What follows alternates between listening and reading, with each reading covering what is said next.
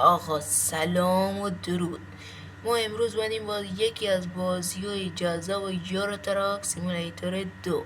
آقا ما اینجا هستیم به خاطر چی؟ به خاطر اینکه میخوایم از ترکیه بار ببریم به سمت سوئیس، یکی از گردنه های زیبای سوئیس. آقا ما میخوایم بریم اونجا، یک بار کانتینر مواد غذایی زدیم، میخوایم ببریم اونجا و یک اسکانیای زیبا سریس. آقا اگه میبینید که ویدیو تار و تاریکه یا میلرزه، آقا به بزرگواری خودتون ببخشید، چون که من دارم با گوشی فیلم برداری میکنم، دوربینم خراب شده و نمیتونم.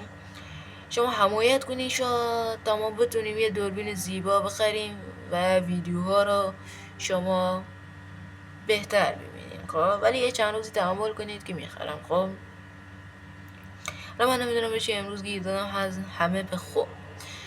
ما اومدیم اینجا و یه چالشی دیگه داریم که تا میتونیم با یه اسکانیا سرعت بریم و هیچ تصادفی نکنیم.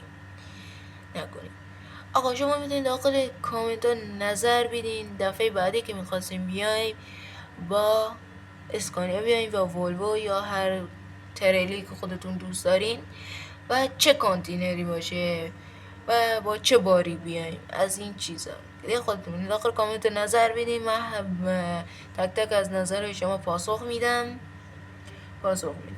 امروز اومدیم با همدیگه در کنار باشید تا این بار ما تا به پایان برسونیم و 3000 کیلومتر با ما باشید تا ما اینو به پایان برسونیم. ویدیو کاملشون میتونید داخل چنل ببینید. من یه ویدیو کوتاه گرفتم چون که با خاطر اینکه دارم با گوشی فیلم برداری میکنم اینا برام کمی سخته. و در آخر لایک و ساب یادتون نره عزیزای منید، جاتون رو قلب منه و خدا نگهدار.